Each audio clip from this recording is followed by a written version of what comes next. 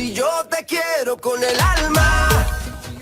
¿Qué tal, amigos? Un saludo cordial para ustedes. Bienvenidos a Antes de Mediodía. Soy Jaime Albarracín, hoy por John Arandia.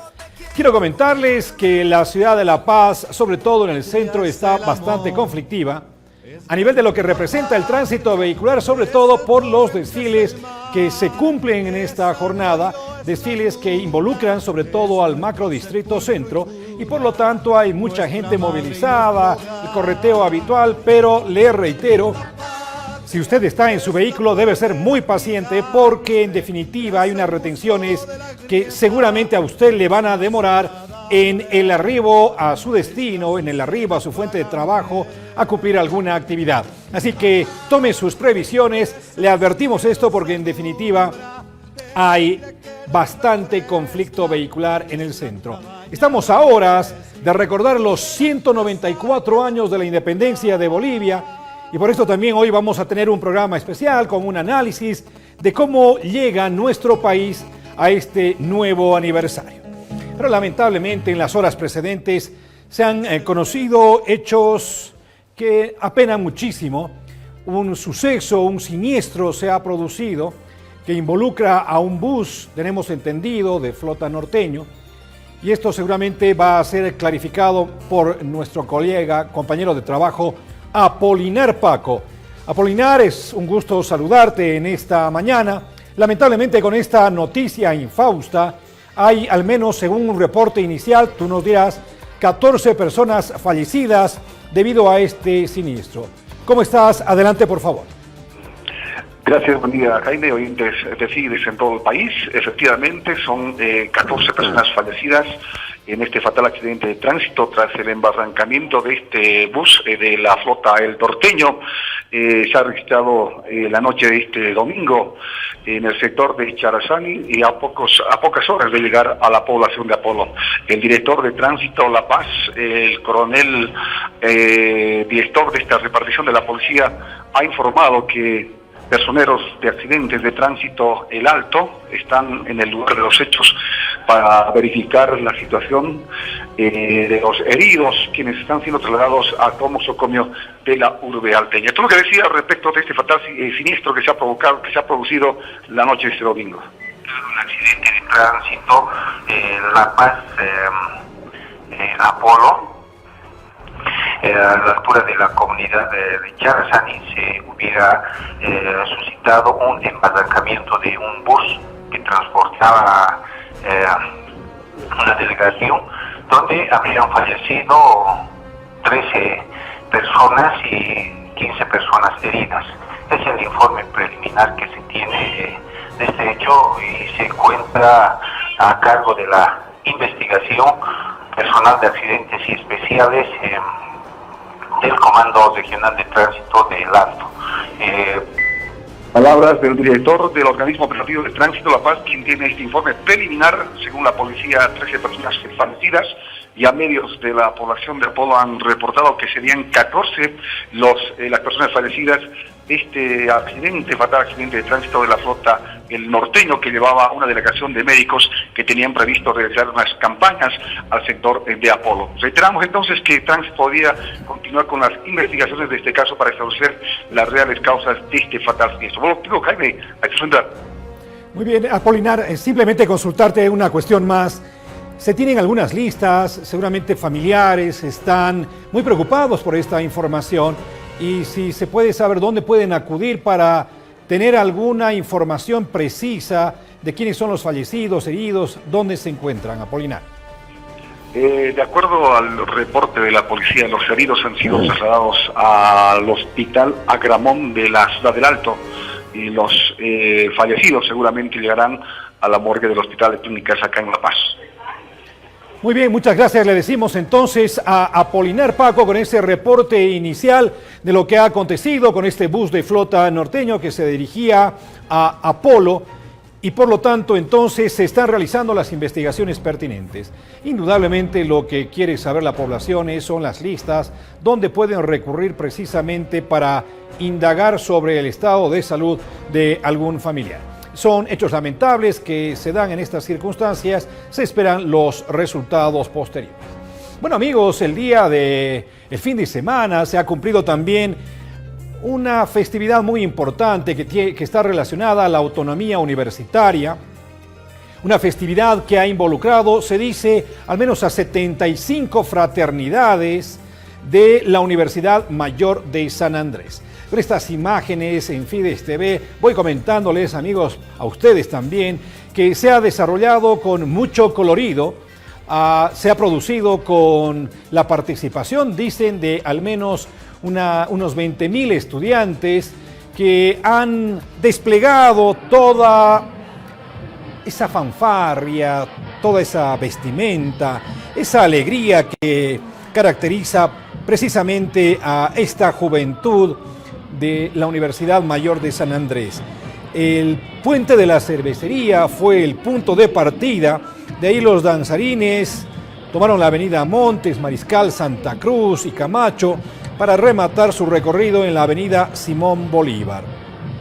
Hubo la participación de algunas nuevas fraternidades, culturales por supuesto.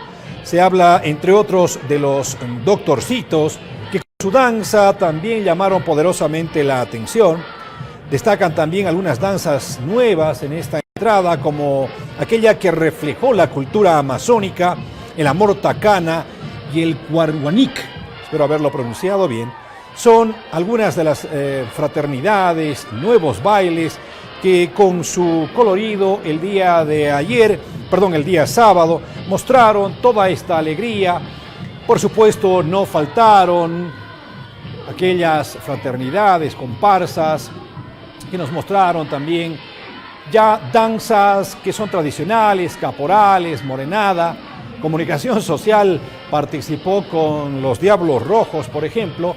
Así que de esta manera entonces se ha cumplido esta entrada universitaria. Reitero otra vez que reivindica la autonomía universitaria. Y aquello, por supuesto, también ha marcado este día sábado lleno de festividad, colorido. Por supuesto, no faltó también algo de excesos, ¿no es cierto? Pero de alguna forma se ha tenido la posibilidad de observar este despliegue muy interesante, reitero, de las comparsas fraternidades.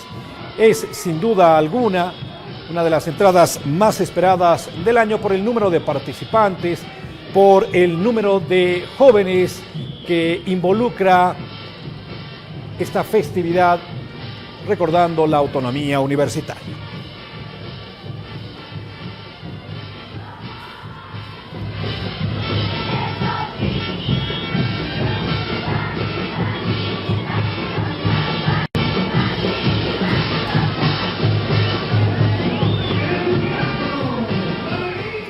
Y antes de ir a un corte aquí en Antes de Mediodía, quiero hablar también un poco de un caso muy bullado, muy sonado, que tiene que ver con esto que ha acontecido en los últimos días también. El tema de los cocaleros, estas protestas que se están dando a nivel de la dirigencia, con la creación de una dirigencia paralela y una dirigencia que se dice es la legítima representante de los cocaleros de los Yungas. Bueno, Franklin Gutiérrez, uno de los más connotados dirigentes de este sector de Adepcoca de los Yungas, debería haber participado en esta jornada de una inspección ocular.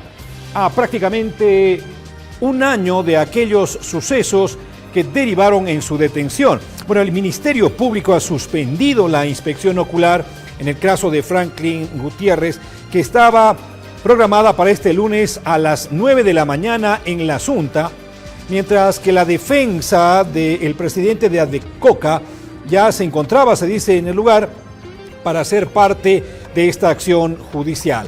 La decisión de la Fiscalía de suspender la inspección ocular fue tomada tras recibir una carta del comandante de la Policía Nacional porque supuestamente el abogado de uno de los imputados no pudo viajar. Habrá que recordar que Gutiérrez ha sido detenido en el marco de las investigaciones de la muerte de un policía en los sucesos, reitero, que se dieron el año pasado en agosto precisamente en ese poblado. Hoy debería haberse cumplido esta audiencia, pero se ha señalado que Gutiérrez no va a estar allá y se ha impedido, en otras palabras, esta acción judicial por algunos recursos que, reitero otra vez, se han dado. Así que esta audiencia también ha sido suspendida, es uno de los hechos noticiosos importantes de esta jornada, que ya se inicia, reitero, con esta situación. Pero tenemos un contacto, me dicen en estos instantes, con el abogado de Franklin Gutiérrez. Vamos a hablar con el doctor Vera. Doctor, ¿cómo está? Muy buenos días. Le habla Jaime Albarracín, aquí antes de mediodía. Queremos conocer cuáles son las razones que se les han dado a ustedes como defensa para que esta acción judicial no se vaya a cumplir. Adelante, por favor. Muchas gracias, Jaime. Sí, la verdad acá nosotros nos encontramos, la defensa técnica del señor Franklin Gutiérrez se encuentra acá en el puente de San Antonio, obviamente predispuestos a llevar una audiencia de inspección técnica ocular prevista y señalada por el Ministerio Público para el día de hoy a horas 9:30. Conforme al procedimiento y por la seriedad, nosotros hemos tomado los recaudos correspondientes y nos hemos constituido 15 minutos antes de esta audiencia. Sin embargo, hasta el momento que imagino ha superado ya las 10 horas con 15 minutos, ninguna de las partes que se encuentran involucradas o son parte de este procedimiento se ha hecho presente a este lugar. Y tampoco el Ministerio Público, ninguno de los fiscales asignados en la comisión de esta investigación se ha hecho presente a este lugar. Consideramos una falta de seriedad para con nosotros, para la defensa de Franklin Gutiérrez, toda vez que se ha logrado una enorme cantidad de dinero para que nosotros estemos constituidos en este lugar y además también cortando el tiempo. Tenemos otras audiencias, otras actividades programadas, señaladas con anterioridad a esta audiencia. Sin embargo, por el interés, por la relevancia social que tiene el caso, hemos tenido que suspender varias audiencias que teníamos nosotros como abogados ya señaladas con anterioridad a esta audiencia para asistir precisamente a este actuado investigativo muy importante para nosotros. Sin embargo, ese extremo, con total falta de seriedad, reitero, ha sido incumplido por el Ministerio Público. ¿Cuántas audiencias ya se han suspendido? ¿Usted considera que este tipo de recursos, de situaciones, están dilatando más de lo debido el hecho de una justicia para este dirigente cocalero? Mire, Jaime, se está tratando de hacer en un mes lo que no se ha realizado casi en un año. No olvidemos que los hechos han ocurrido en fecha 24 de agosto, al presente nos encontramos en 5 de agosto, casi un año desde el momento de los hechos, y que no se ha hecho ningún actuado investigativo de relevancia dentro del presente caso. Sin embargo, en los últimos 10 días nos hemos enterado que se ha realizado alguna declaración testifical, nos han notificado para este actuado investigativo, tratando de suplir todas las falencias que en su momento ha dejado el Ministerio Público, tratando de justificar quizás alguna acusación formal que de manera forzada pretende emitir como requerimiento conclusivo el Ministerio Público. Obviamente, todas estas situaciones, nosotros como defensa de Franklin Gutiérrez, consideramos que son irregulares, son contradictorios en sus propios actuados. Y la verdad, obviamente, no les conviene que salga a relucir. No les conviene que este caso tiene una especie de montaje dentro del presente caso. Ya me atrevo a decir esta circunstancia por todo lo que existe en el cuadro de investigaciones y por todo como cuanto se desarrolla en las investigaciones. No existe seriedad, no existe compromiso, no existe idoneidad, profesionalismo por parte del Ministerio Público.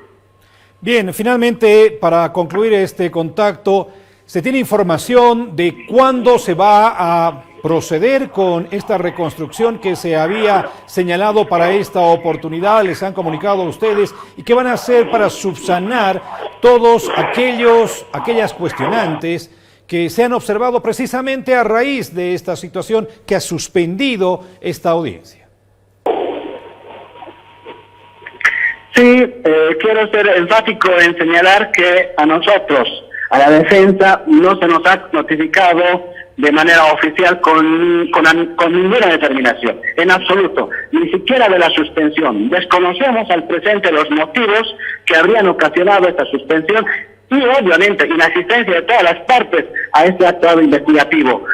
Reitero, me parece que hubiese algo de preferencia o discriminación en relación a las otras partes, porque nos sorprende la no presencia también de las otras partes. Es como si hubieran ya sabido y se hubiera coordinado con el Ministerio Público que este acto investigativo no se hubiera llevado, porque no se trata de trasladarnos como en la ciudad en 10, 15, 20 minutos, se trata de la distancia. Nosotros hemos tomado las previsiones del caso y nos hemos venido el día de ayer para tomar cualquier eventualidad, ¿me entiende? Pero, sin embargo, nos sorprende la inexistencia también de las otras partes.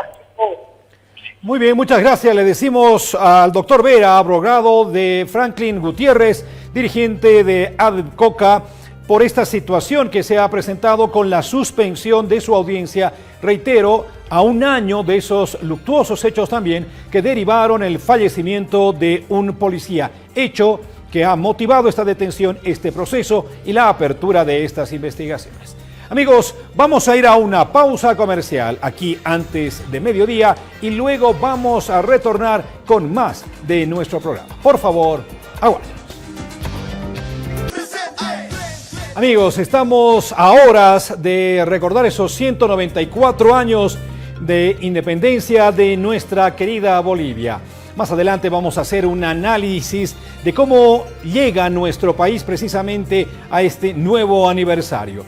Pero fíjese usted que la fiesta, la alegría por esta independencia de Bolivia no solamente se da en nuestro territorio, sino también más allá de nuestras fronteras, más allá del Océano Atlántico, en Europa. Allá también se está festejando este aniversario patrio. Quiero mostrarle a continuación cómo en París, Francia, se ha desarrollado una celebración, por supuesto con la participación también de grupos musicales, con la participación de algunas personalidades que se han dado cita allá en la capital francesa. Vamos a ver por favor esto que seguramente a usted también le va a llenar el corazón de esa efervescencia patria. Vea por favor.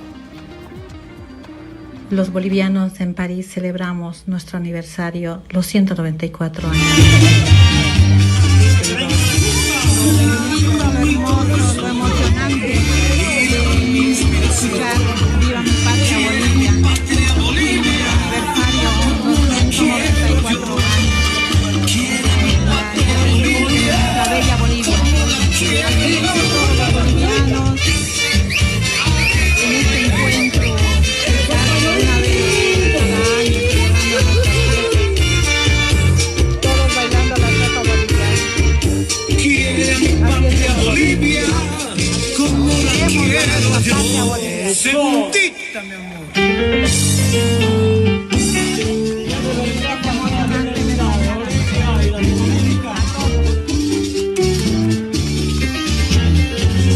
¡Con fuerza! ¡Y adentro! ¡Viva mi patria Bolivia! Una gran nación. Por ella doy mi vida, también mi corazón. Por ella doy mi vida, también mi corazón. Esta canción que yo canto, A estas horas, exactamente 9 de la noche, menos 10, que quiero celebrando todavía con la calidad que nos dio que quiero todos, gambas, pollas, chapacos, pasteños, cochabambinos, todos unidos con la cueca boliviana. ¡Viva mi patria Bolivia! Tarica presente.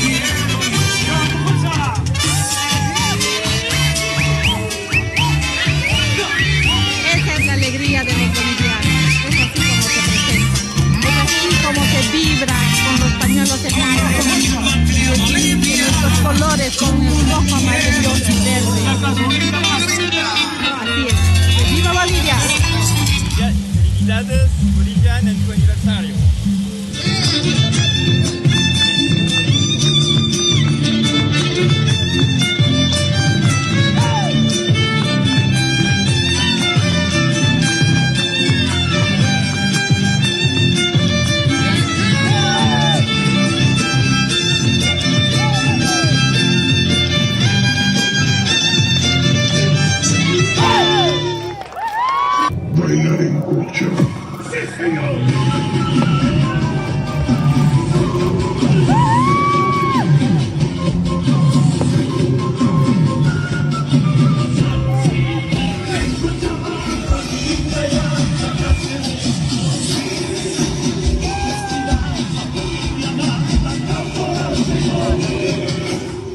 sueños Cascabel.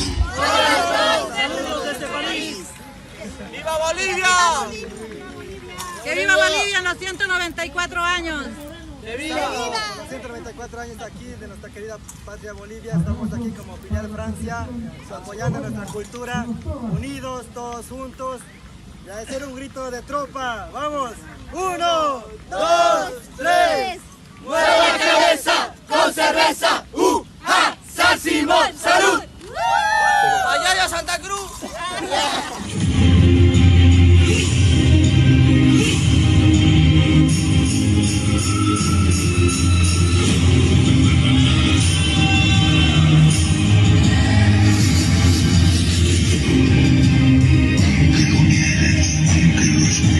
Siempre quisiste bailar en cocha.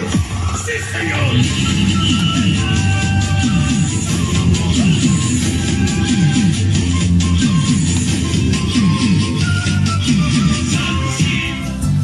Aquí festejando el aniversario de Bolivia desde París. ¡Feliz aniversario de los 194 años! ¡Viva Bolivia! ¿Qué tal? Qué interesante, ¿verdad? Una belleza también que los compatriotas estén celebrando allá en París, Francia, la presencia de grupos folclóricos, la presencia también de artistas internacionales. Más adelante vamos a tener, si es que también la posibilidad del contacto así lo permite, una comunicación con París, Francia, para saber cómo los connacionales están celebrando allá estos 194 aniversarios de Bolivia. Amigos, a continuación, este segmento tan esperado también, aquí antes de mediodía, vamos a ir con el queso y marraqueta. Queso y marraqueta. Y para esta oportunidad tenemos un invitado muy especial, un invitado que indudablemente se ha constituido lo que se denomina ahora, ¿no? Estos neologismos que se tienen, un influencer dentro de las redes sociales. Pero también él es periodista deportivo y vamos a conversar con él, vamos a conversar con Asbel Valenzuela.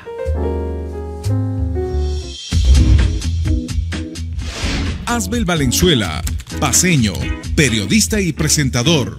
Egresó de la carrera de Comunicación Social de la Universidad Católica Boliviana. A sus 16 años, ingresó por primera vez a la televisión, participando del programa Más Deporte de ATV. Hincha de Boca Junior. Trabajó también en programas como El Equipo Deportivo y El Super Deportivo. Asbel Valenzuela ya está aquí junto a todo el grupo Fides para comentarnos un poco, primero, cómo están las calles, Asbel. Terrible llegar al centro de la ciudad de La Paz desde cualquier lugar por los desfiles y todo aquello que se está produciendo. Un gusto tenerte, Asbel. Un saludo a toda la gente que nos está escuchando en Fides, que nos está viendo en Fides TV. De verdad, el gusto mío, claro, es caótico, ¿no? Es caótico. Y además cierran el centro, pero no existe la colaboración necesaria de la gente de tránsito para que las calles adyacentes tengan fluidez, ¿no? Todo se concentra más con los individuos, con las personas, que con los vehículos que están pasándola muy mal, ¿no? Sí, definitivamente. Mi experiencia, yo casi tardé una hora, y eso que salí muy temprano, a las 8 de la mañana, para llegar aquí a tiempo, pero fue casi una hora lo que demoré en llegar desde básicamente la Plaza del Estudiante. Bueno, Asbel, ¿cómo estás? Definitivamente has hecho noticia en los últimos tiempos, Asbel, por todo aquello que representa tu carrera periodística, por esa participación que también has tenido en los espectros del periodismo deportivo. Es un poco de todo, ¿no? Nosotros siempre tratamos, en todo caso, de mostrarnos tal cual, ¿sabes? En determinado momento y en una razón de reflexión, a veces, el ser demasiado directo, el ser demasiado frontal, te pasa una factura. Te pasa una factura. Pero bueno, en esencia, la realidad, por lo menos mía, es esa, ¿no? Trato de no ocultar nada, mostrarme tal cual soy. Y cuando existe algún inconveniente, créanme que soy el mayor y más exigente autocrítico a la hora de reflexionar sobre algunos detalles. Ya es parte de esta historia del mundo de la comunicación, ¿no?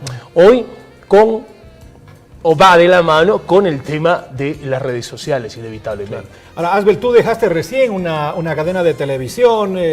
¿Por qué se produce esta desvinculación? ¿Qué es lo que pasó? Mucha gente que te sigue de repente quiere saber aquello. No, definitivamente fue una razón ya de desgaste, ¿no? Fueron 13 años de muchísima actividad.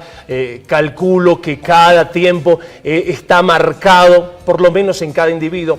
Yo no voy de la mano con la monotonía, y esto ya se había convertido en eso justamente. Entonces había inevitablemente que poner un freno de mano ante esta situación, ante este recorrido que no paraba. Y bueno, el freno de mano significaba esperar la Copa América, que termine la Copa América y después ya tomar una decisión en conjunto, en realidad, porque fue una decisión en conjunto junto al medio donde yo pertenecía, para decirle un rato, bueno, ¿estamos bien o no estamos bien? No, no estamos bien, bueno, entonces a descansar, se dijo.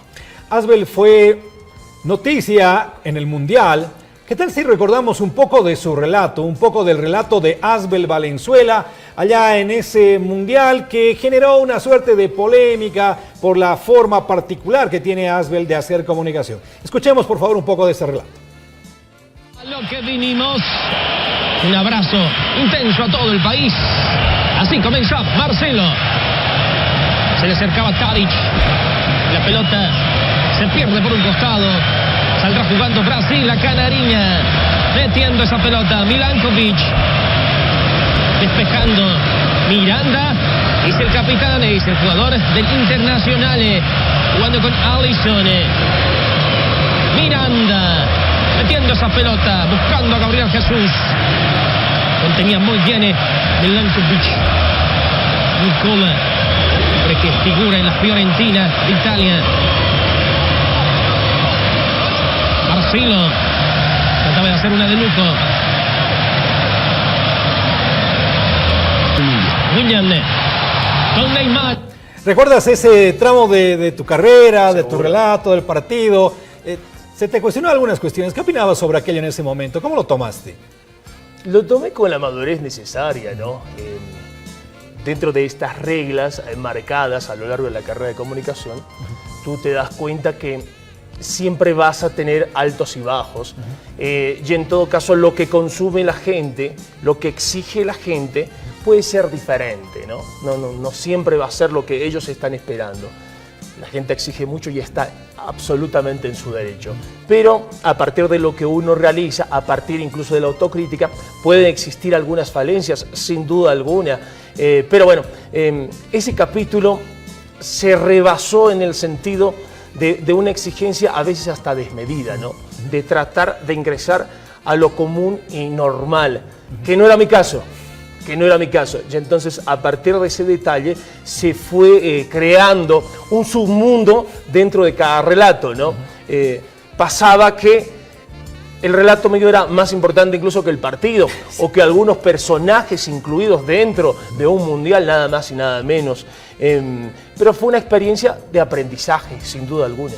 Asbel, decía un viejo periodista internacional que la clave del éxito tal vez no se puede definir. Lo que sí se puede definir es la clave del fracaso, que es querer contentar a todos. ¿Tú vas a seguir con el relato deportivo? ¿Vas a continuar? ¿Has pensado en aquello? La verdad que fue una de las pocas veces que tuve la oportunidad de relatar. Y después de un regocijo interno en el sentido de decir qué es lo que proyecto a futuro, incluso del periodismo deportivo, te digo, tiene una razón ahora de stop en mi vida.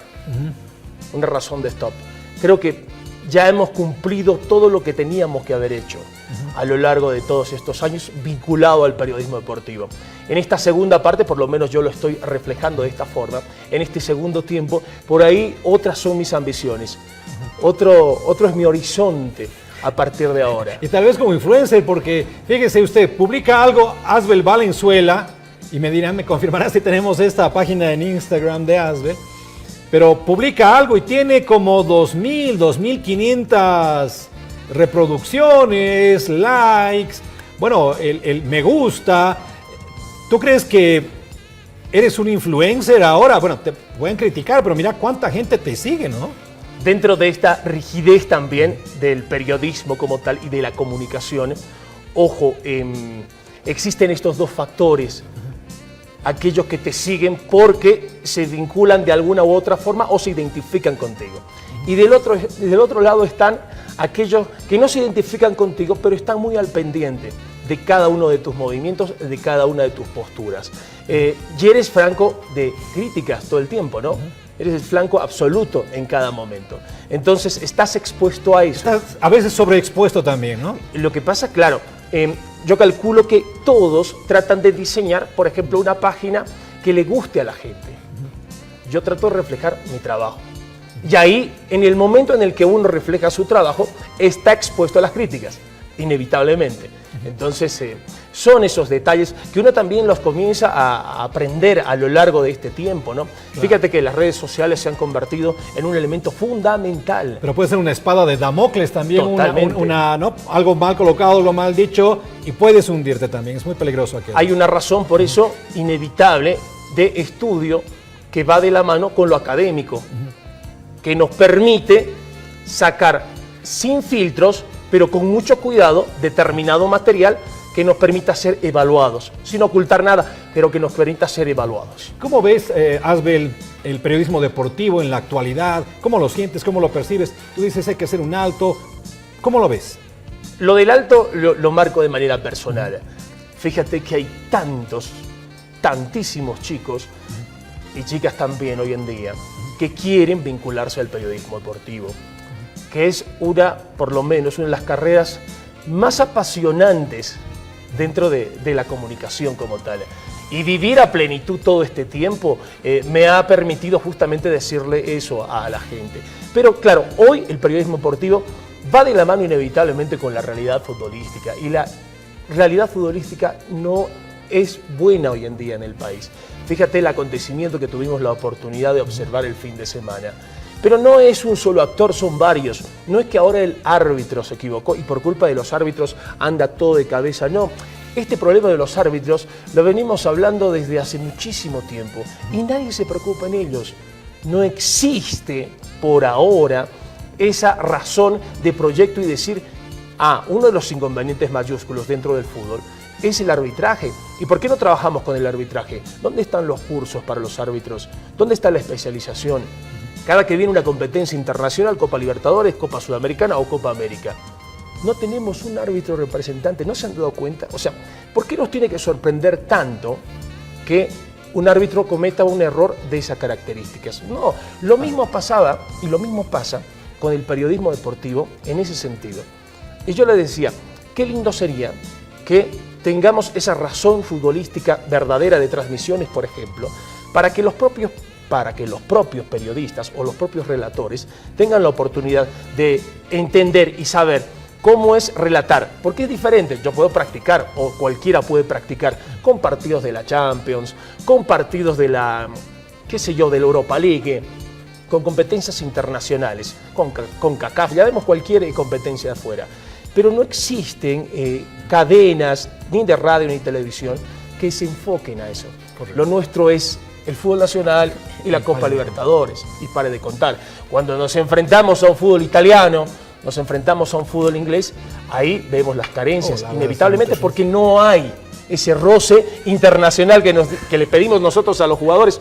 ¿Dónde están mejor los jugadores? Cuando tienen el roce internacional. Claro. ¿Dónde estaría mejor el periodismo deportivo? Si tuviera ese roce internacional.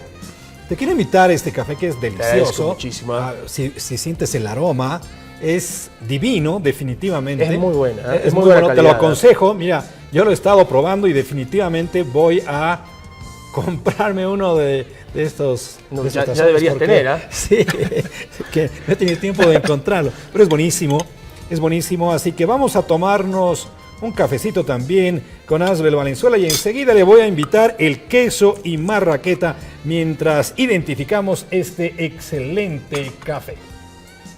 Por favor, Asbel. Gracias. Café liofilizado Windsor. El gusto por el buen café. Un poquito de agua, te hemos hecho corretear, Asbel, para que llegues acá también, porque como te decía, el tránsito vehicular está un poco, complicado, ¿no? Asbel, bueno, un periodista joven, deportivo, que ha tenido tu trayectoria, tú has comenzado pero muy joven en todo esto, seguramente tiene una visión de país, porque no solamente es el periodismo deportivo, sino también son otras actividades que uno cumple. ¿Cómo lo ves al país? Mira, fíjate, antes de cumplir 194 años.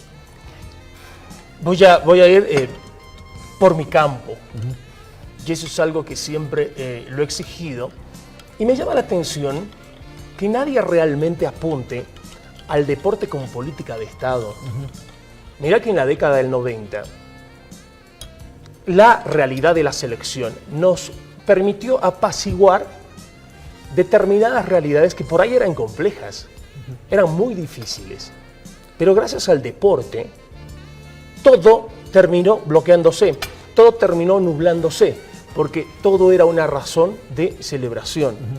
Entonces, cuando uno entienda, o cuando varios entiendan, que si potenciamos el deporte, no solamente en el fútbol, sino también en otras ramas, vamos a poder encontrar un factor de unión sobre todo, ¿no? De romper esos polos que todavía existen. Muchas personas dicen, no, ya el regionalismo no es tan presente como en otros tiempos. No, calculo que ahora es más incluso. ¿Hay más regionalismo? Total. ¿Dices? Hay más regionalismo. Entonces, ¿cómo unimos estos bloques? ¿Cómo lo hacemos? El único argumento y verdadero no son políticas externas, ni internas tampoco, a partir de todo lo que podamos generar como país, sino todo lo que podamos generar como país como deportistas. ¿Ves todavía un país un tanto dividido, un tanto regionalista? ¿Ves esa situación todavía? ¿Se marca aquello? Pero es que nos hemos salido de algo tan básico. Fíjate que hoy todos, pero todos, se han convertido en políticos. Hoy todos son pasionalmente políticos. Antes no existía eso, Jaime. Antes en la sobremesa, antes en los almuerzos, hablábamos de otros temas. Hoy, desde el muchachito de 15 años hasta el abuelito en la casa, hablan de política. Y hablan de política pasionalmente, claro, totalmente identificados, por un lado, por el otro. Antes no ocurría eso. Entonces, ¿te das cuenta esta transformación? Sí. Exacto. Ahora, ¿tú ves a nivel de la sociedad desigualdades? ¿Cómo la percibes tú que estás el día a día? Bueno, acabo de invitarle un queso a Asbel Valenzuela. Enseguida vamos a compartir también la marraqueta. Asbel, ¿ves muchas desigualdades sociales en Bolivia? Sí, pero no nos gusta reflejarlas. Yo en algún momento, vos sabes, yo participé en programas de baile. ¿Y qué me permitió el programa de baile? Acercarme a gente para colaborar, para ayudar, ¿no? Y después uno reflexiona, porque hay familias que nos están escuchando, que nos están viendo, que llegan a vivir con 10 bolivianos al día. Es su tope. Y te sumo una complicación más. En esa familia son 6 personas. Entonces uno saca sus cálculos y dice, bueno, ¿y esto de verdad ocurre? Sí, de verdad ocurre. Y como comunicador me ha tocado enfrentarme a esa realidad. Muy pocas veces el comunicador dice, bueno, esto es lo que pasa, pero a ver, iré a ver qué es lo que ocurre realmente en el lugar de los acontecimientos, a ver cómo sufre la gente. A ver, pero estemos un buen tiempo. Yo estuve 1 año y medio más o menos trabajando en ese sentido. Entonces, claro, te vuelve un tipo, un personaje, un comunicador más social, realmente más social. Claro. Nosotros somos comunicadores sociales, pero de verdad que muy poco a veces nos importa lo que ocurre a nuestro lado. Y cuando yo he tenido la oportunidad de enfrentarme a esa realidad, miras toda la realidad de otra forma. Claro que sí. Asbel, finalmente ya para terminar este queso y marraqueta, toma por favor un poquito de tu café, este correteo que se tiene todos los días, bueno, que seguramente tú ya has apaciguado un poco porque nosotros los periodistas siempre andamos correteando. Asbel, ¿tú ves días mejores para nuestro país? ¿Cómo lo sientes? ¿Cómo lo ves? ¿Sabes qué es lo más lindo que tiene Bolivia? Que es gente demasiado trabajadora. Y aparte, es gente, la boliviana, que sabe reinventarse. Y eso aún aplica de sobremanera por sobre otras sociedades. Entonces, en ese aspecto, yo no tengo ninguna duda que más allá de cualquier realidad, el boliviano de forma individual va a saberse reinventar, va a saberse acomodar y va a seguir llevando a cuestas o con tranquilidad todo lo que significa la realidad del país. De verdad, ese es un orgullo particular que tenemos todos los bolivianos. Nunca bajamos la cabeza. Nos cuesta aceptar algunas cosas, pero seguimos adelante. Entonces, me parece que esa es la mayor fortaleza. Como bolivianos, de verdad, ser luchadores, ser consecuentes y sabernos reinventar son 3 factores fundamentales que nos permiten ser una sociedad, en ese sentido, muy, pero muy fuerte. Muy bien, muchas gracias. Quiero decirle a Asbel Valenzuela, ahí tienes tu marraquetita tan rica, Gracias, que está bastante crocante el No. cafecito. Bueno, Asbel, tú siempre has sido frontal, tú siempre has sido directo, y a partir de eso has generado ciertas polémicas también. Fuiste en un momento determinado centro de una polémica. Oye, pero me acaban de decir, fíjate, Pablo Escobar deja de ser director técnico de The Strongest. ¿Lo sabías? No, no lo sabía, no. No, acaban de decirlos. Fíjate, Pablo Escobar deja de ser director. Bueno, es que no le fue bien el día de ayer. Ahí está, mire, comunicado oficial, La Paz, 5 de agosto de 2019. El club The Strongest informa que a partir de la fecha, 5 de agosto, ya es oficial. Pablo Escobar no es más director técnico del primer plantel.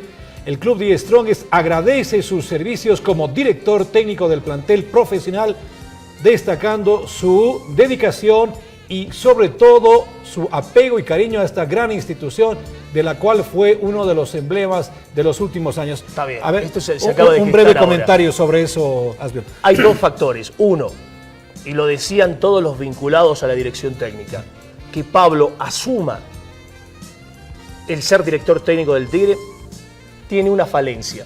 No ha cumplido el régimen normal de trabajar en primera instancia con divisiones inferiores. Inevitable. Seguir ese círculo, llegar y cruzar esa frontera y recién meterse al fútbol grande es lo más normal. Después, si saltas toda esta barrera, puedes tener una complicación mayúscula. Ahora, el otro factor, la dirigencia. La dirigencia sabía a quién estaba apostando. Y bueno, aquí Señores, también es la dirigencia. Acá ¿no? está el problema. Si van a apostar por alguien, sean consecuentes. Hay que ser consecuentes, porque acá falla algo, hay que sacarlo. No me gusta esto, hay que sacarlo. La clásica cabeza de turco. Por eso el fútbol en el país sufre tremendos inconvenientes, porque el fútbol no es consecuente. No. Y fíjate, terminó segundo Pablo Escobar el pasado campeonato. Sí, por pero ahora detrás no le de fue bien, Bolívar. ¿no? Y el resultado de ayer dejó algo que desear. Pero, Jaime, está comenzando el campeonato. ¿Sí? Tenemos 3 fechas, 4. la quinta fecha. Es sí, una sí, locura. Pero te das cuenta la madurez supuesta que entendemos tienen los dirigentes. Y te sacan el técnico a los 5 partidos. Pero sucede siempre, sucede en todas partes. Es una locura. Viene de ser segundo el anterior campeonato. Ya no le perdona 5. Ahora que si van a presentar un plan mejor, bárbaro. Pero te puedo asegurar que por ahora esta salida los va a dejar aún más mal parados. Asbel, muchas gracias. Yo sé que eres un gran profesional, muy dedicado a lo que haces. Te he visto trabajar día a día. Definitivamente le pones empeño, pasión. Y seguramente ya nos vamos a estar viendo ahí en las lides periodísticas. Muchas gracias por haber compartido aquí antes de mediodía este rico café con marraqueta. Muchas gracias. Y ese es otro detalle. Ojo, detesto llegar tarde. 1000 disculpas. No te preocupes. Es que las cosas así se están dando en la ciudad. Está bastante complicado. Muchísimas gracias. Le decimos a Asbel Valenzuela. Ha estado aquí compartiendo este café y marraqueta. Es un gusto para mí estar junto a 2 grandes profesionales, excelentes analistas de la realidad nacional. Vamos a hablar, voy a comenzar por el politólogo Marcelo Arequipa, que nos visita en esta oportunidad. Marcelo, muchas gracias por estar junto a nosotros. Y también es docente investigador, economista, en la UMS está desarrollando investigación titular. Marcelo Montenegro. Marcelo, ¿cómo estás? Un gusto saludarte. Bien, con ellos vamos a analizar cómo está Bolivia, cómo llega Bolivia a estos 194 años de vida independiente. Así que rápidamente entremos en materia. A Marcelo Arequipa le pregunto, ¿cómo ve usted a Bolivia en esta suerte de relación que nos pesca además en una coyuntura política electoral? Sí, hay una coyuntura que se cruza hoy día, obviamente, el 20 de octubre de este año, pero además yo creo que con un desafío importante. El desafío importante para mí parte de la idea de, del 2019 al 2025, vamos a tener que hablar de una transición en el país, de una transición política y social y probablemente económica, porque el 2025 se cierra un ciclo de un proyecto, si quieren, de un proyecto que se ha empezado a impulsar. Les gusta o no les gusta en realidad, en términos políticos económicos, hay una secuencia que se está marcando. Digo esto porque cuando uno revisa las propuestas políticas, cuando uno revisa el debate político electoral hoy día, lo que encuentra más bien es que ciertamente hay una suerte de hoy día de terminar de perfeccionar aquello que ya está hecho, pero que no representa realmente un cambio de ruptura en sí mismo. Entonces, nos pilla primero, entonces, con la idea de pensar qué tipo de transición política vamos a tener en adelante, primero y como proyecto de país, en realidad, y luego además nos pilla con un dato que me parece que es bien importante, que se puede cruzar con el tema económico también, y es el tema de las clases medias, y el ascenso y la movilidad social en Bolivia, ¿no? Este tema creo que es muy importante porque no hablamos solamente de la administración de la economía, sino hablamos también de calidad de servicios. Es decir, en el orden de lo que es lo aspiracional, quien está hoy día en la clase media ya no te demanda solamente el tema de una sustentabilidad en términos económicos, sino también lo que te está empezando a demandar son calidad de servicios, buenos servicios en salud, buenos servicios en educación, por ejemplo, y esto se cruza con un tema que creo que es ya trágico en realidad, que es el tema de la justicia, ¿no? Marcelo Montenegro, economista, ¿cómo ve la realidad económica de Bolivia? Algunos dicen, no, estamos muy mal, otros dicen, no, estamos muy bien, siempre hemos estado muy bien, hablando de crecimientos. ¿Cómo estamos llegando a este 6 de agosto de 2019? Bueno, aunque no tenemos la cifra del Producto Interno Bruto, lo que sí se puede advertir es la performance que ha tenido en los últimos años la economía boliviana. Es una de las economías que más ha crecido en América Latina, la que más ha crecido en América del Sur, y esta performance parece que se va a evidenciar este año más. Creo que el funcionamiento de la economía ha sido de los mejores que ha tenido en varias décadas la economía boliviana, considerando su historia, ¿no? Hemos tenido épocas de hiperinflación en los años 50, luego en los años 80, una recesión a finales de los años 2000. Creo que eso no sabe muy bien la gente, y en esta década creo que hemos gozado de estabilidad macroeconómica, que es algo importante.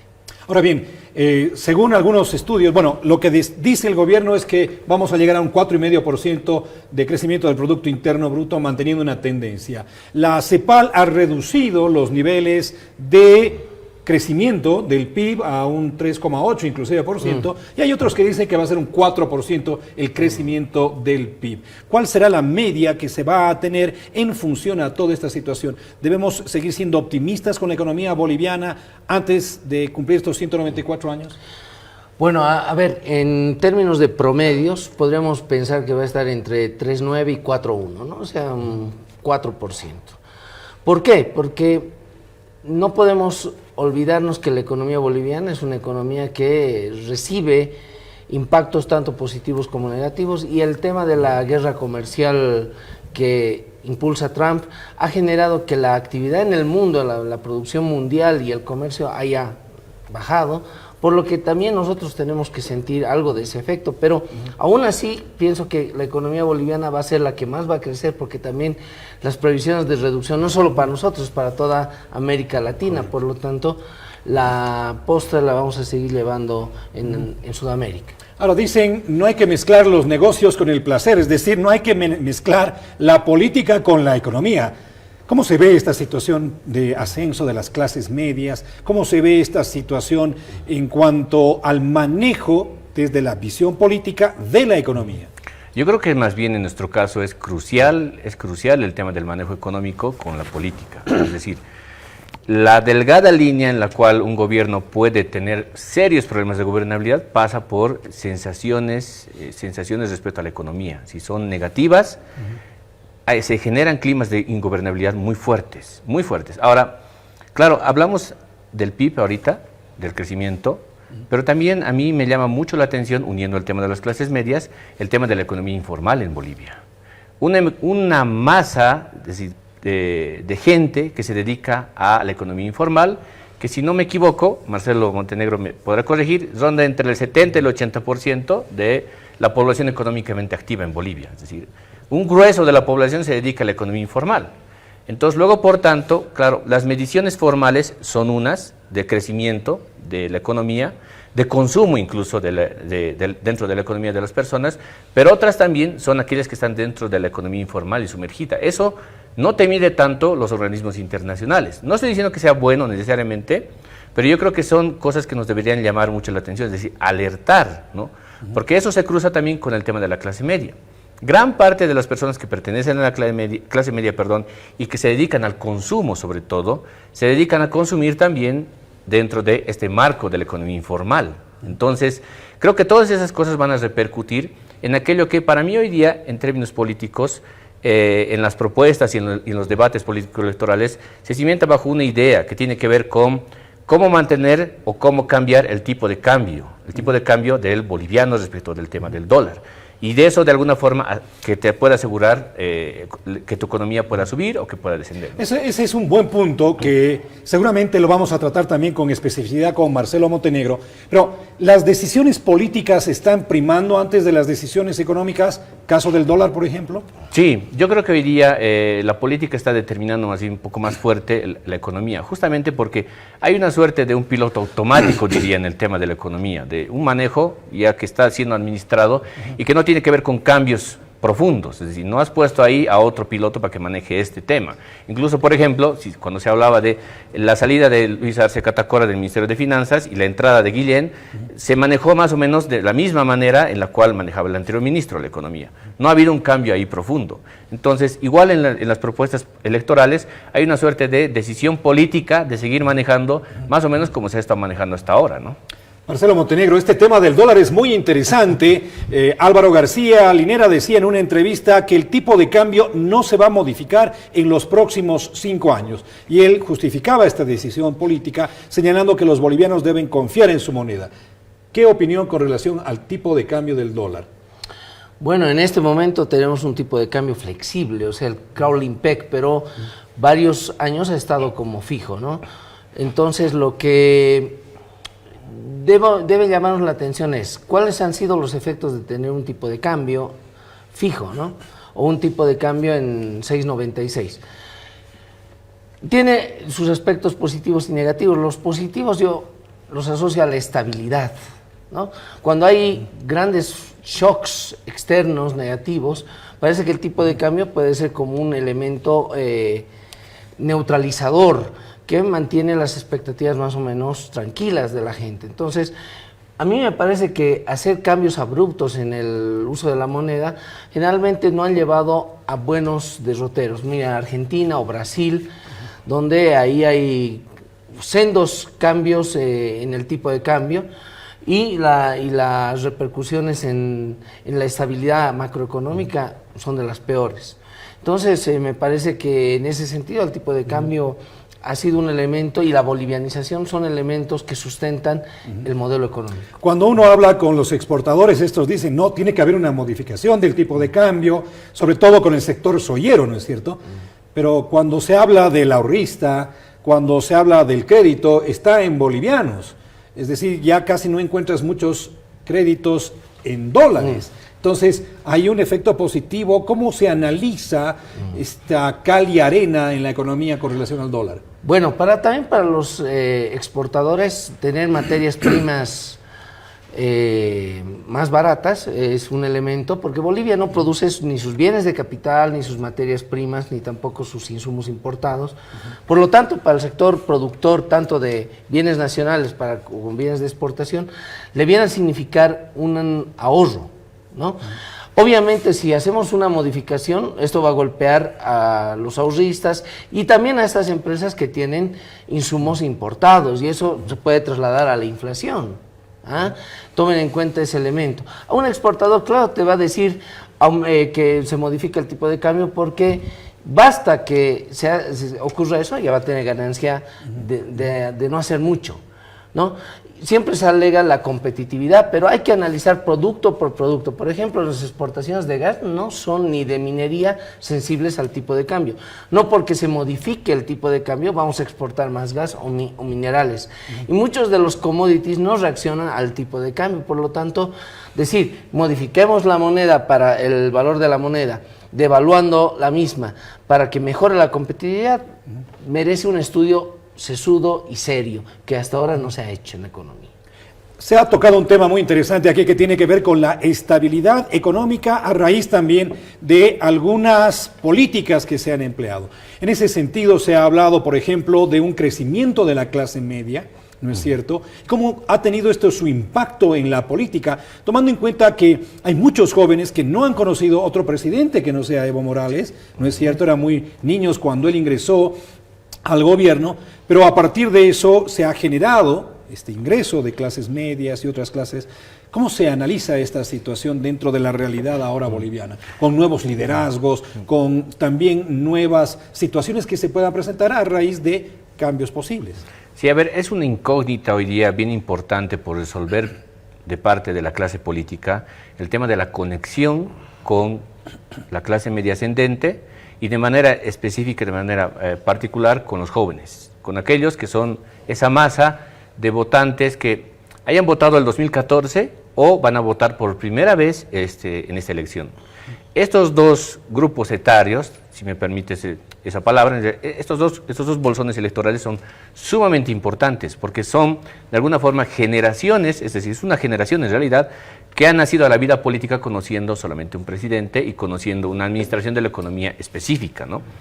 Yo hacía un estudio sobre este tema, en concreto sobre los jóvenes, y la pregunta que se cruzaba con el tema de la economía era la siguiente: ¿usted está de acuerdo con que la economía se administre por el Estado, por la empresa privada, o debería ser los dos? La mayor parte de los jóvenes, solamente los jóvenes, dijeron por los dos, en realidad. O sea, están más bien por la línea de una suerte de economía mixta, ¿no? En la que no solamente el Estado tome el papel central en la administración de la economía, sino que también ingrese la empresa. Entonces, ya tienes ahí una suerte de una visión respecto a lo que se quisiera hacer con el tema de la administración de la economía. Entonces, por eso creo que es bien importante, primero, hacer de alguna forma un enlace con esa clase media ascendente y con los jóvenes sobre todo, y luego garantizarles que en lo inmediato esto no va a cambiar demasiado, porque si algo también hoy día los jóvenes sobre todo no están muy predispuestos, son a cambios abruptos. Y eso se relaciona con, por ejemplo, en los 80s se pedía mucho la revolución. Y esos son cambios muy abruptos, es decir, de la noche casi a la mañana. Hoy ya los jóvenes no salen a pedir la revolución, no salen a pedir cambios profundos y transformadores. Te están pidiendo que sí hagas correcciones, pero no te están pidiendo justamente que hagas revolución, ¿no? Ahora están pidiendo estabilidad, eso es lo que se dice, están pidiendo estabilidad. Es decir, tenemos estabilidad gracias a estas políticas que han estatizado muchos sectores de la producción. ¿Estabilidad a ese nivel? Sí, pero no es porque, digamos, estoy pensando en un marxista que viniera a decir, se han aburguesado. No, no es cierto. Es que tienen una concepción de la vida en términos modernos, globalizadores, en términos de lo que es su núcleo social, incluso en el cual se desenvuelven, que es completamente distinto a lo que había en los que eran jóvenes en los 70s, en los 80s, ¿no? Entonces, te están reclamando estabilidad, te están reclamando poder seguir haciendo las cosas que hacen hasta el día de hoy, y además, ojo, hay un temita que quizá también lo pongo sobre la mesa, te están reclamando que tengas una sociedad más competitiva, o sea, entre ellos, por ejemplo, si uno se fija, hoy día las orientaciones más fuertes en las profesiones que tienen son bastante creativos en muchos aspectos. Entonces, sale una iniciativa creativa de parte de uno, el otro también empuja con otra iniciativa creativa y va generándose cierta competitividad. Entonces, te estás reclamando también que hagas eso, no te estás reclamando la monotonía de que el 6 de agosto, el día siguiente de que ganes las elecciones y además eres presidente, la gente va a ir a desfilar a la Plaza Murillo con sus folders amarillos para pedirte trabajo. No te estás reclamando eso, es decir, no te estás reclamando un trabajo en la administración del Estado necesariamente, sino te estás reclamando que generes políticas de competitividad y además de incentivo para que puedan seguir estudiando o puedan seguir más bien ampliándose, ¿no? ¿De acuerdo con esto, Marcelo? Bueno, a ver, dos elementos, ¿no? Marcelo mencionaba una clase media ascendente, ¿no? Que antes era pobre y ahora es una clase media que está exigiendo, y eso es por la reducción de la pobreza. Bolivia ha sido el país que más ha reducido la pobreza en estos años. Ahora, esta nueva generación, los millennials, los jóvenes, sí estoy de acuerdo con Marcelo, son cohortes que están reclamando estabilidad, seguridad, no son bastante creativos, pero en un entorno de un estatus de confort, de un grado de confort donde ellos no quieren salir. Y entiendo que las políticas estatales, como hay programas que existen como el FOCASE, que les da a los emprendedores oportunidades para que puedan desarrollar emprendimientos, ¿no? Que están por la tasa del 7%. Entonces son elementos que van generando políticas para que los emprendedores, esta clase media ascendente, pueda encontrar su nicho de mercado en base a su creatividad. Sin embargo, recientemente se conoció un estudio del CEDLA que habla de la pobreza multidimensional, y donde, haciendo un análisis más preciso, se habla, por ejemplo, del tema de que los jóvenes serían quienes están siendo más afectados por este tema de la pobreza multidimensional. Incluso se habla de una etapa, digamos, entre los 18 hasta los 25 años. ¿Qué opinión sobre esa apreciación de este estudio que se ha realizado? Bueno, habría que mirar cómo ha evaluado el CEDLA. El INE ha salido a contestar de que la metodología utilizada por el CEDLA no es la adecuada. Por lo tanto, los datos no son de los más fidedignos. Porque es extraño, ¿no?, que haya lo que dice Marcelo, ¿no?, una nueva clase media que ha pasado de ser pobre a clase media, y que de pronto salga un estudio con todos los datos contrarios. O sea, hay que mirar tal vez la metodología. El INE deberá mostrar también sus datos de pobreza multidimensional, y ahí estar... Sí, por eso hacía esta pregunta, porque en la situación en la cual se desarrolla el ámbito tuyo también es la investigación dentro de la Universidad Mayor de San Andrés. Sí. Y a partir de aquello, ¿cómo ven esta situación, reitero otra vez, de este tipo de pobreza que se está diciendo? Por eso hay que ver el diseño metodológico con cómo se ha elaborado esta encuesta de pobreza multidimensional, que va más allá de la pobreza monetaria, y hay que ver si realmente todos estos elementos cumplen con una metodología estándar. Quizás, si me permites, para hablar justo de ese tema, yo veía hace un par de meses atrás un reportaje sobre el tema de la tasa de desempleo cualificada. Quizá eso puede precisar mejor en realidad este tema. A ver, la tasa de desempleo cualificada son aquellas personas que han estudiado, que están preparadas, pero que no tienen trabajo. Esa es la primera. La segunda es cuando se hace la diferenciación a nivel de grupos de edad. Y cuando se hace la diferenciación, ahí sí se encuentra el dato de jóvenes desde los 18 a más o menos 30 años, son los más afectados, por esta tasa de desempleo cualificada. Es decir, son jóvenes, otra vez, que son de familias pobres probablemente, son primeras promociones de licenciados en sus casas, están cualificados para trabajar, pero no encuentran un trabajo. No es un dato menor, porque si uno se fija en Brasil, el detonante por el cual explota toda la movilización en contra del PT, tiene que ver también con ese tema, con el tema de que los jóvenes que han ascendido a una clase social, luego no han encontrado oportunidades laborales y luego, por tanto, han salido a protestar. No es un dato menor, por eso ese tema, ¿no? Muy bien, vamos a ir a una pausa comercial, vamos a ir a un corte acá, porque lo que estamos hablando es muy interesante en función a cómo Bolivia está llegando a este nuevo aniversario patrio. Vamos a hablar de desigualdad, vamos a hablar también de regionalismo, aquello que se decía antes, la media luna, la media naranja.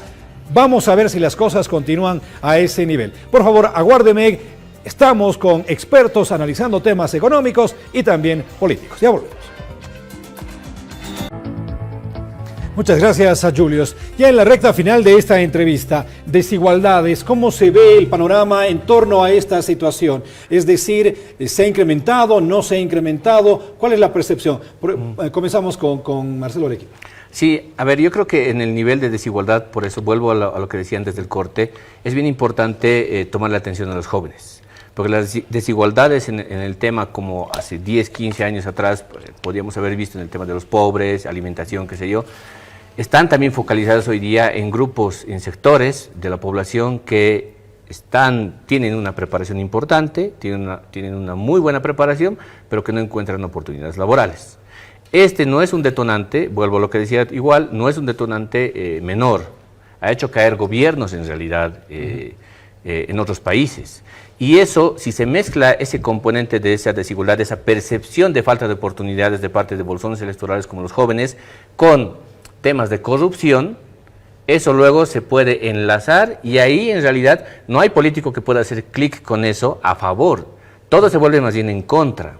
Por eso creo que es súper urgente, en realidad, tomar en cuenta esta idea de la alerta, en realidad, de las oportunidades a los jóvenes. En los próximos 5 años, ¿se podrán reducir algunas brechas de desigualdad desde la parte económica? ¿Cómo se puede apreciar aquello? Sí, bueno, las brechas de desigualdad, o sea, la comparación de cuántas veces desde el quintil más alto de la distribución del ingreso contra el quintil más bajo, se ha reducido en como unas 8 a 10 veces en Bolivia. Por lo tanto, ¿eso qué está significando? Que ha habido una reducción de la desigualdad. Entonces, yo creo que hay oportunidades para ir volviendo a la sociedad más homogénea, más sin estas diferencias fuertes que anteriormente habían. Por lo tanto, creo que ahí, Jaime, es posible que las brechas de desigualdad puedan reducirse, ¿no? Que es distinto a hablar de la pobreza. La pobreza se refiere a la cantidad de cuántos dólares, $2 al día, no tiene cierta población para subsistir. Ese es un tema distinto al de la desigualdad. Esta es comparación entre grupos, ¿no? Y yo creo que esa desigualdad se puede reducir de forma importante en Bolivia. Ya para culminar la entrevista, esta situación que se presenta entre regiones, La Paz, un distrito que al parecer está cediendo muchos espacios a una velocidad más vertiginosa con relación a Santa Cruz, que está creciendo a un ritmo del 33%, sobre todo en población. ¿Qué opinión con relación a este tema? Bueno, la ciudad de La Paz está entrando en ese rezago, no así el Alto y Santa Cruz, que son las ciudades más pujantes de Bolivia. Si tú vas a las 4 de la mañana al Alto, ya la gente se está moviendo. Creo que ahí hay políticas municipales, políticas también de la gobernación y también del gobierno central que tienen que confluir para que La Paz no pierda ese liderazgo. Entiendo que el presidente se ha reunido con la Confederación de Empresarios Privados de La Paz para generar este tipo de proyectos. También lo debe sumarse ahí evitar ya los sesgos políticos para que la ciudad de La Paz no pierda ese liderazgo. ¿Estamos hablando de la ciudad de La Paz o el departamento de La Paz? Del departamento de La Paz propiamente, ¿no? Pero si tomamos la ciudad del Alto, la ciudad del Alto es como la segunda ciudad más importante en movimiento económico, ¿no? Desde el tema de trabajo, manufactura y también generación de ingresos, ¿no? ¿Qué opinión con relación a esto? Media luna versus cuarto menguante, no sé, se hablaba mucho de estos temas. ¿Eso volverá a repetirse históricamente? Porque estos temas ya han ido en picada, básicamente, ¿no? Sí, yo creo que en términos políticos no. No, porque hoy día los bolsones electorales más importantes están en Santa Cruz y están en el Alto. Entonces, otra vez volvemos a esa idea de son estos dos los enclaves más importantes en términos políticos y probablemente también en términos económicos. Sí. Entonces, incluso nos falta, creo, a nosotros como citadinos, pensar en que el desarrollo de La Paz no debería centrarse solamente en la ciudad, sino más bien acompañar probablemente el crecimiento de lo que significa el Alto, porque eso también de alguna forma repercute en lo que va a pasar en la ciudad. Entonces, pensar el crecimiento de La Paz como departamento, pero ya no anclado solamente en la ciudad, sino más bien probablemente más anclado en el Alto. Esto creo que es bien importante. Entonces, yo creo que esos son los dos ejes en realidad sobre los cuales iremos hablando en las siguientes décadas. Pregunta de cierre, a nivel político, ¿cómo se ve lo que va a acontecer a partir de octubre? ¿Cómo se ve la repercusión que va a tener a nivel de Bolivia, del ciudadano? ¿Cómo se ve aquello? A ver, creo que esto se va a ver evidenciado justamente en cómo van a administrar la economía los políticos, porque eso es en realidad lo que interesa al final de cuentas. Al final del día eso es lo más importante, no importa tanto las listas de candidatos para diputados y senadores, no importa tanto los debates que hay, o sea, las disputas que hay entre ellos, sino qué va a hacer para resolver el político, el presidente, el día a día de la población. ¿Cómo va a resolver eso? Porque eso es finalmente lo que más le interesa. Nosotros podemos vivir muy colgados de las redes y de la información, pero hay mucha gente, muchísima gente que no le interesa realmente meterse en ese asunto, sino que le interesan más bien respuestas a cómo le va a resolver su día a día. Económicamente, en el ámbito económico, ¿tenemos que esperar sobresaltos, cambios mayúsculos? No, por la performance que ha tenido la economía, este año va a cerrar con las previsiones que tienen los organismos internacionales, tal vez con una leve reducción, pero Bolivia todavía va a seguir liderando el crecimiento económico de la región. Quiero agradecer a Marcelo Montenegro, economista, Marcelo Arequipa, politólogo. Tómense un poquito de agua, también los he visto muy correteados por ahí. Por favor, vamos a... Eso, Marcelo me ayuda y muy bien. Muchas gracias por estar acá, muchas gracias. Y con Villasanta hemos hecho este análisis de cómo Bolivia llega a este momento de su historia, próximos a celebrar un aniversario más de nuestra independencia. Amigos, por favor, quédense junto a nosotros, porque después de esta pausa comercial vamos a analizar el programa que están presentando los partidos políticos a nivel de lo que representa la justicia en su proyección de cara a las elecciones. Por favor, aguárdanos. Gracias por continuar junto a nosotros. Esta mañana reflejábamos ese lamentable suceso que ha cobrado al menos la vida de 14 personas. Ya se han conocido algunas listas. Vamos a revisar, por favor, este cuadro con los nombres de las personas que habrían perecido en este lamentable suceso.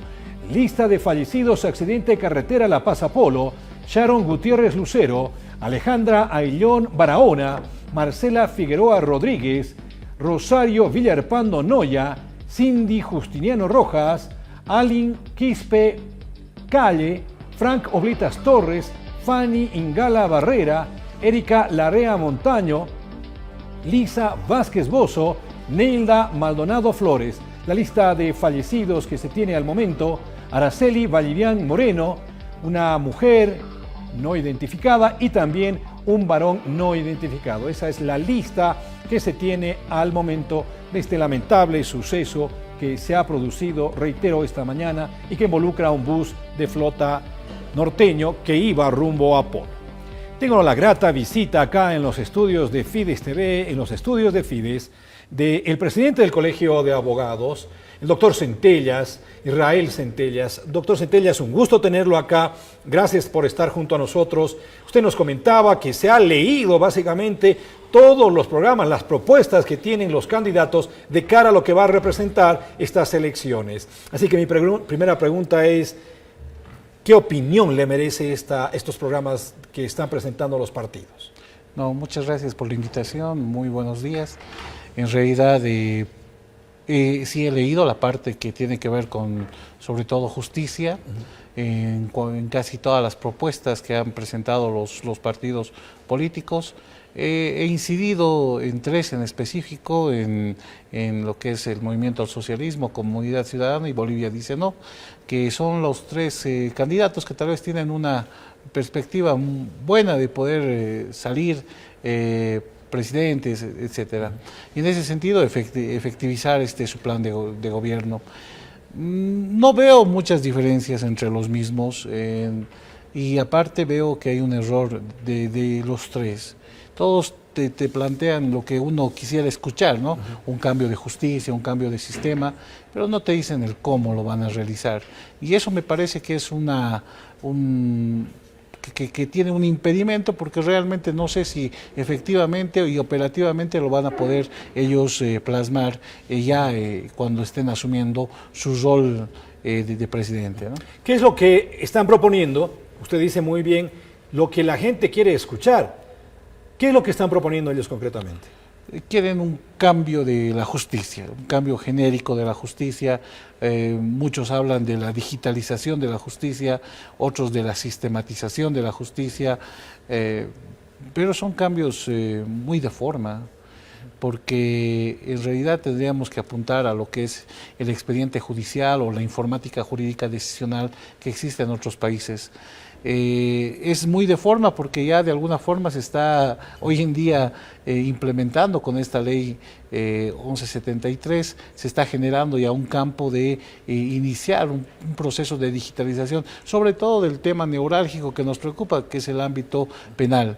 Pero, como le digo, o sea, eso no va a generar un ámbito de transparencia, sino de que las actas sean por medio digital, de que sean grabados las audiencias. No te genera mucha transparencia. Lo que tenemos que evitar es de que exista una relación del hombre con el hombre y haya ese tipo de reuniones, ya sea con los de menor rango, que son los supernumerarios, pasantes, auxiliares, oficiales de diligencia, que también con las autoridades jurisdiccionales. Tenemos que evitar ámbitos de corrupción tanto a nivel menor como en los máximos niveles, ¿no? ¿Cómo evitar ese síndrome, ese problema, para algunos enfermedad que se da dentro de la justicia, que es la corrupción?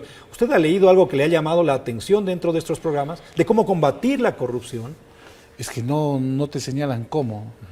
Peor aún que en Bolivia, o sea, en Bolivia estamos en el penúltimo lugar, porque no sería segundo lugar, en el penúltimo lugar en el ámbito de corrupción, o sea, solamente nos supera Venezuela, entonces estamos ya pues en una crisis realmente. Lo segundo es que no te establecen cómo van a generalizar métodos de transparencia. Un código de ética es un código de ética, es un código subjetivo que puedes cumplirlo o no puedes cumplirlo. No quiere decir que con que tengas un código de ética todos vamos a ser éticos. La ética viene a veces desde la familia, tiene que ser un poquito profundizada dentro de la universidad y obviamente ese es tu tratamiento que vas a tener respecto a los casos. Eso es bien difícil. Entonces, pero hay que tener sistemas de control, y esos sistemas de control es a través de poder evitar este tipo de intervención de las partes con el juez, para que se evite el telefoneo, para que se evite la posibilidad de que tengan reuniones, etcétera. Creo que eso nos daría de alguna forma transparencia, pero no, en ninguno de los planes que los he traído, los impreso, pues he podido ver de que vean o planifiquen de cómo van a evitar este ámbito de la corrupción. Hablan sí de corrupción, no de la justicia, hablan de la corrupción de la policía dentro del tema específico, pero no te dicen cómo podrían lograr aquello. Y hablan estos programas, por ejemplo, de una refundación, reconstrucción. Se han empleado muchísimos términos de la justicia.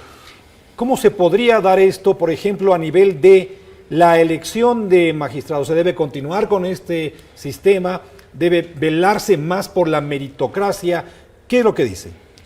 Por ejemplo, Comunidad Ciudadana y Bolivia dice no.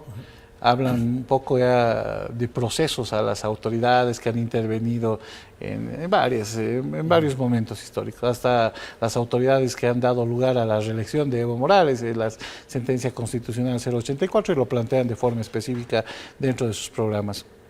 Lo que me ha parecido raro es que el movimiento al socialismo hoy en día plantea la elección por meritocracia. Entonces, las tres coinciden en que tiene que ser la meritocracia el pilar fundamental por el cual se elijan a las próximas autoridades de justicia. Entonces es algo que realmente han visto que no es bueno, ¿no? Y que debe cambiarse, y que las autoridades judiciales deben ir paulatinamente llegando al máximo, que es llegar a ser magistrado, y que sea por méritos, que sea realmente las personas emblemáticas de nuestra profesión que realmente nos generen una certeza jurídica, no solamente a los abogados, porque esto trasciende a toda la sociedad, porque cualquier persona puede estar sometida a un proceso o puede tener la posibilidad de tener un proceso. No solamente la corrupción es uno de los problemas que está atacando con mucha fuerza a la justicia, sino también el tema de la retardación. Se habla de centenares de casos que están parados y que en definitiva hacen inclusive a la seguridad ciudadana. Yo en realidad no quiero justificar la labor de los jueces, pero si tienes una sola persona tiene que resolver 1000 causas, no lo va a poder hacer ni materialmente, o sea, no lo va a poder realizar. Entonces, acá se trata de inversión del Estado. Tenemos que tener muchas más personas administrando justicia, pero que sean bien pagadas. En realidad, el Estado invierte el 0,54% del Tesoro General del Estado en un órgano que es parte de los 4 órganos que tiene el Estado. O sea, es la parte estructural del Estado. En ese sentido, pues vemos de que no hay una inversión seria y responsable. Ahí podría estar el cómo, o sea, el cómo invertiría el Estado de forma eficiente, eficaz, responsable respecto a un cambio cualitativo que quiere de la Administración de Justicia. Pero no hay ese cambio. Entonces, cada año seguimos teniendo esos mismos recursos y por eso no cambia. Y por eso es que seguimos teniendo un cuello de botella en juzgados donde no hay justicia. Y dicen que justicia que no es pronta y que no es oportuna no es justicia. Y en ese sentido estamos yendo en contra de la seguridad ciudadana, estamos yendo en contra de la certeza que debe tener la sociedad al momento de presentar una demanda, etcétera. Y en ese sentido, pues nosotros pretendemos de que esto vaya cambiando en el tiempo.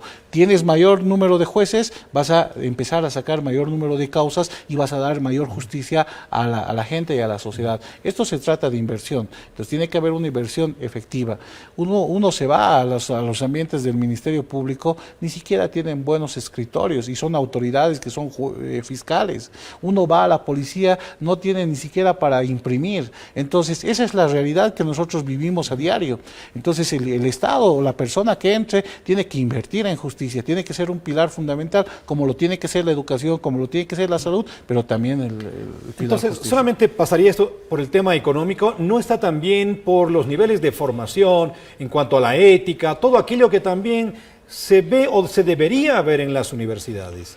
Ya muchas universidades han empezado a apuntar al enfoque basado en competencias, donde es un enfoque holístico que te ayuda a saber ser, a saber hacer, a saber, ¿no? Entonces tiene el tema de valores y tiene el tema pragmático y tiene el tema doctrinal.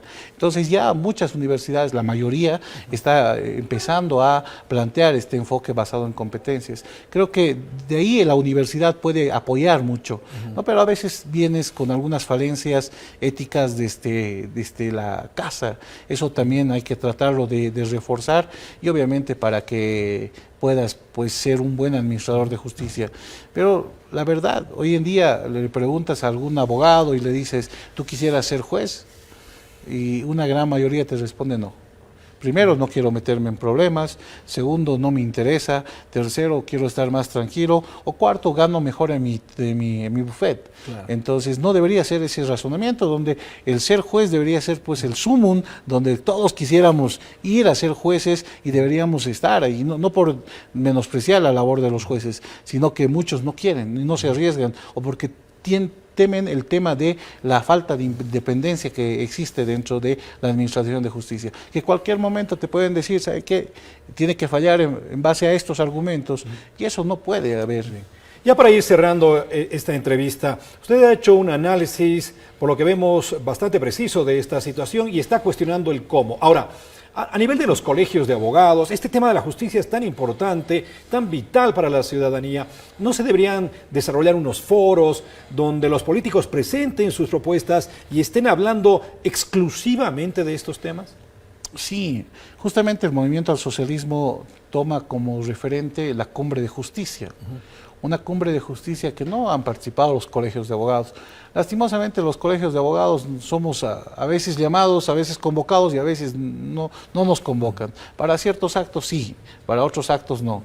Entonces a lo mejor no quieren escuchar la crudeza o la realidad que nosotros vivimos, porque en su generalidad nosotros, ¿qué es lo que escuchamos? La queja de aquellos que son abogados del servicio libre como tal, de la función libre de la profesión. Entonces sabemos de quiénes litigan en juzgados y nosotros podemos de alguna forma venir a expresar lo que ellos sienten. Y eso tal vez no le gusta al Estado porque es un análisis muy crudo, pero es real. O sea, es que estamos hablando de cosas reales que nosotros vivimos a diario y que nosotros sopesamos dentro de la Administración de Justicia. De este nuestro punto, de este nuestro trabajo, de este nuestro abordaje. Y en ese sentido, pues nosotros estamos a eso. Vamos a llamar a algunas presentaciones que nos hagan de propuestas para hacer nosotros aportes debates como tal, entre todos los abogados, y eso lo hemos estado planificando ya para el mes de septiembre. Muy bien. Doctor, quiero agradecerle por su presencia aquí en los estudios de Fides, antes de mediodía, con ese aporte que nos parece muy interesante con relación a esta propuesta, porque ha sido nodal dentro de los programas de gobierno de los partidos políticos. Muchísimas gracias, doctor. No, muchas gracias a usted por la invitación. Vamos a una pausa aquí, amigos, y luego retornamos con la parte final. Estamos a pocas horas de recordar este nuevo aniversario patrio que, por supuesto, debe llevarnos a todos los bolivianos de mucha alegría, mucho orgullo, ¿no? Esa festividad, esa fiesta que se debería vivir en todos los corazones de los bolivianos. Y fíjese usted que en París, en Francia, están viviendo de una manera espectacular todo lo que se refiere a este aniversario patrio. Bueno, dicen muchos que se siente más a la patria cuando uno está más allá de las fronteras, y al parecer así sucede. Vamos a hablar con Rosemary Torres Mendoza. Ella es presidenta de los residentes bolivianos en Francia. ¿Cómo se está viviendo allá en ese país este 194 aniversario? Adelante, por favor. Hola, ¿qué tal, Jaime? ¿Cómo estás? Un saludo grande a toda la familia boliviana, a todos los compatriotas de acá de París. Hemos celebrado el día, los 194 años de la independencia de Bolivia, el día sábado, con todos los compatriotas. Vamos a rectificar el nombramiento. No soy la presidenta, solamente soy una persona que está motivada a comunicar lo que estamos viviendo los bolivianos acá en París, en Francia. Ha sido organizado por la Federación Boliviana de Asociaciones, nuestro presidente, que es José Luis Martínez, con la colaboración de Carmiña Lloroa. Entonces nosotros vamos a compartir, a celebrar todos este día que nos motiva a compartir a un reencuentro con todos los bolivianos y a servirnos un plato típico que lo preparan todos los bolivianos con todo cariño. Entonces es muy emotivo estar allá presente. Muy bien, ¿cuál es el ambiente que se está viviendo en estos instantes? ¿Cuántos residentes bolivianos existen allá? Y si hay algunas actividades más que se van a cumplir en el transcurso de las próximas horas. Mañana, 6 de agosto, se va a colocar las flores al monumento de Simón Bolívar, o sea, como una representación, pero este día, este 13, que lo hicimos el sábado, lo hemos celebrado, o sea, todo organizado, un adelanto, porque todos los bolivianos puedan celebrar todos juntos, porque es un día, martes queda un día de trabajo y nadie puede salir, entonces por eso que se ha organizado en sábado, el sábado 3, y hemos celebrado con la cueca boliviana, con la cultura, o sea, que apreciamos, y cuando estamos lejos de quien añoramos nuestra cultura, amamos nuestra cultura, sentimos nostalgia de presentar y hacer conocer a lo que nosotros somos los bolivianos como bolivianos. Entonces hemos presentado diferentes danzas ese día y ha sido muy emotivo cuando se ha bailado la Viva mi patria Bolivia, la cueca, los bolivianos se levantaron a bailar todos, o sea, ha sido de mi parte emotivo. Yo he estado muy contenta compartiendo con todos los bolivianos residentes allá. ¿Y hay algunos otros bolivianos, otros países vecinos que están yendo a París a sumarse a estos festejos? Sí, Jaime, muchos compatriotas escribieron, nos hablaron de que venían del norte de París, del norte de Francia, del sur, para justamente esta celebración. Hicimos un reencuentro para celebrar nuestros aniversarios, los 194 años. Como te digo, es muy emotivo este día para todos los bolivianos cuando estamos lejos, presentar nuestra danza, bailar con todo el cariño, compartir, comer los platos típicos. O sea, es muy emotivo, Jaime. No sé si alguna vez tú has estado fuera y escuchas el himno nacional o escuchas una canción boliviana o ves a un boliviano y dices, nos encontramos, compartimos. O sea, es esa nostalgia, esa pasión que tenemos por nuestra tierra boliviana. Muy bien, muchísimas gracias. Le decimos entonces a Rosemary Torres Mendoza con ese reporte muy emocionada, ella desde París, Francia, reportándonos cómo se ha bailado la cueca boliviana, cómo los grupos folclóricos también seguramente han hecho generar esa remembranza de lo que sentía aquí en el país. Muchas gracias, Rosemary, a celebrar estos 194 años.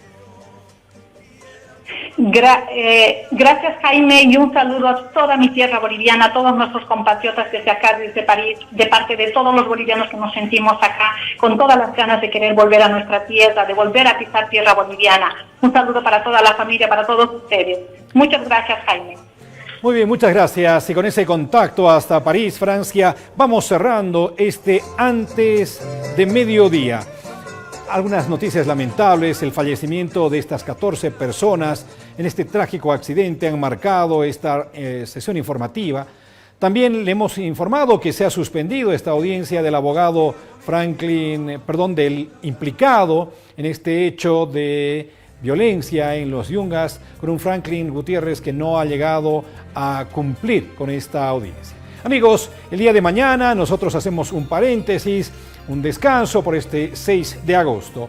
Ha sido un placer estar junto a todos ustedes. Nos reencontramos próximamente. Que tenga una celebración excelente, con medida, con mesura, y que también recuerde cuáles son los motivos que nos llaman a celebrar y a festejar. Soy Jaime Albarracín. Ha sido un placer. Permiso.